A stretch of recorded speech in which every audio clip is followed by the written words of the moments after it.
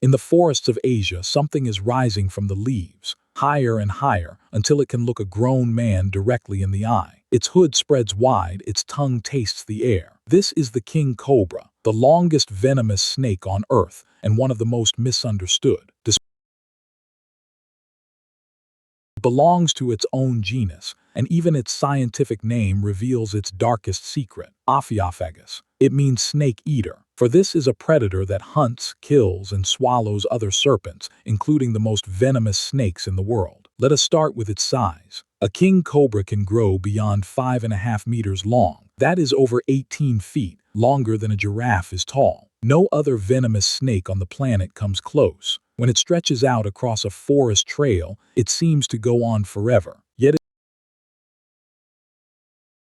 slender, built for speed and reach rather than raw power. Its scales are smooth, colored in olive, tan, and black, often ringed with pale bands. It is elegant, almost graceful, until the moment it decides to rise. Its kingdom stretches across the tropics, from the rainforests of India to the jungles of Southeast Asia. It favors dense forests near streams and swamps, where prey is plentiful and cover is thick. It is a strong swimmer, a capable climber, and it moves through this green world almost unseen. When it feels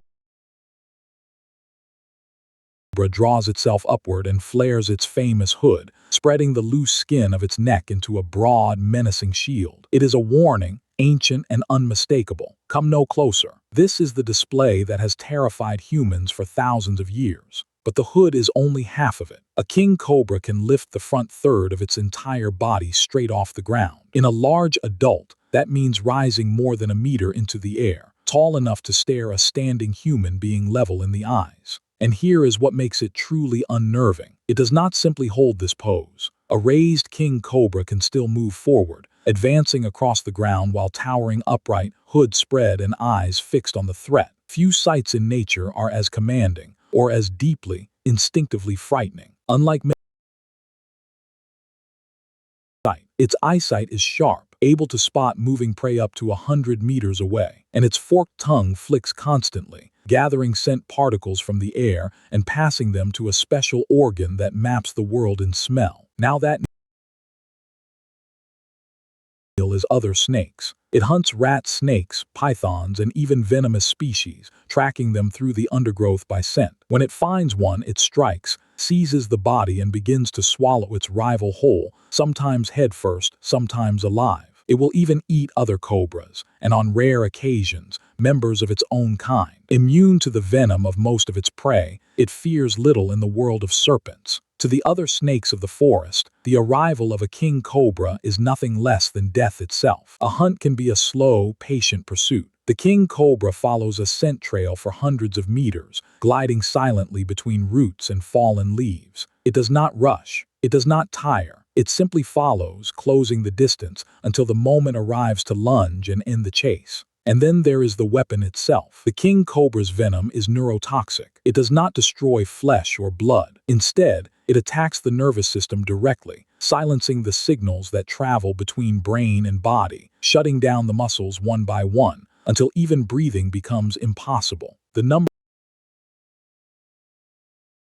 cobra can deliver enough venom to kill 20 grown men, or famously, a full-grown elephant struck in a vulnerable spot like the trunk. A large human left untreated can die in as little as 30 minutes to an hour. What makes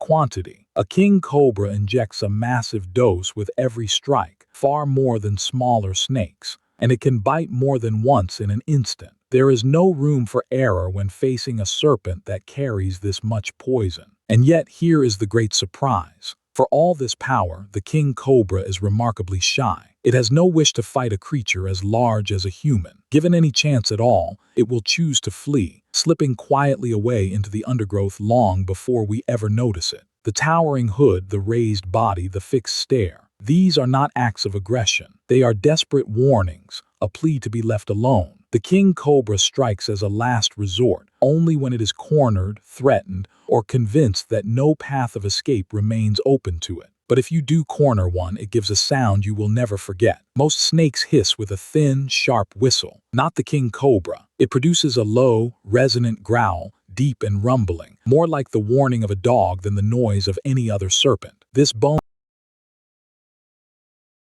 inside its throat lie special pockets that act like echo chambers, dropping the sound to a frequency far lower than a normal hiss. It is a voice evolved to carry one message through the forest: I am dangerous. Do not test me. But now,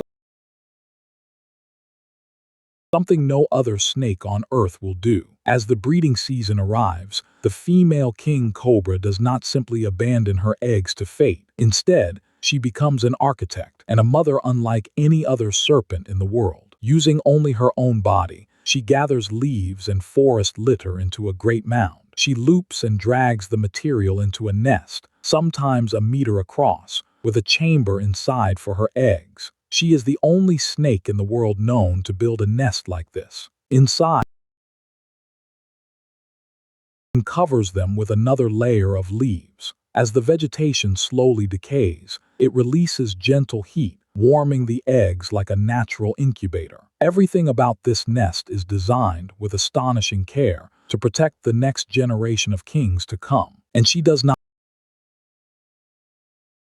or beside her nest, guarding it with fierce devotion. Any creature that approaches, from a monitor lizard to a curious human, is met by a rising hood and that terrible growl. Few animals dare to challenge a guarding queen. This maternal devotion has a limit and a purpose. Shortly before the eggs are ready to hatch, the mother slips away and abandons the nest for good. Scientists believe it is instinct, protecting her own young. For if she stayed, her powerful hunger might drive her to eat the very hatchlings she guarded. When they finally emerge, the hatchlings are already about half a meter long and completely alone. But they are not helpless. From their very first day, they carry fully functioning fangs and potent venom, as dangerous, drop for drop, as their parents. They must hunt and survive, entirely on their own. Those that survive will grow slowly, over many years, into giants of the forest. A wild king cobra may live around 20 years, shedding its skin again and again, growing longer with each passing season. Each survivor represents a small miracle, having beaten enormous odds just to reach adulthood. In its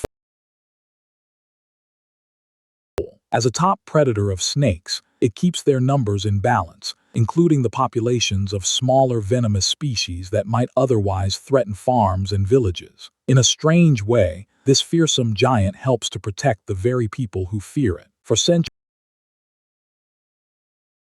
the image is famous around the world. A snake charmer, a woven basket, a swaying cobra rising slowly to the music of a flute. But the truth behind this ancient spectacle is very different from the enchanting magic it appears to be. Snakes cannot hear airborne music the way we do. The cobra is not charmed by the melody at all. It rises to face the flute because it sees the instrument as a threat, and it sways only to track that moving object, ready to strike. The dance is fear, not enchantment. Sadly,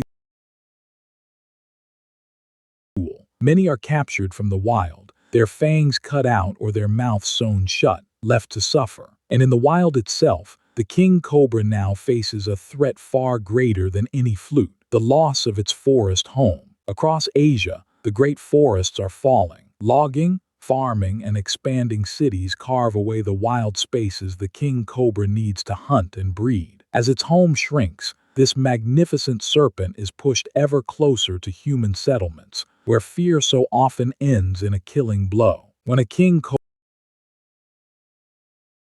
follows, and the snake is frequently killed on sight. Yet these animals rarely attack unprovoked. Most bites happen when a snake is stepped on, grabbed, or attacked first. Given room and respect, the king cobra almost always chooses peace over conflict. Today, the king cobra is listed as vulnerable, its numbers quietly slipping away. But there is hope. Across its range, conservationists work to protect forests, rescue snakes from villages, and teach people that this predator is a treasure, not a demon. Slowly, fear is beginning to turn into fascination and respect. The king cobra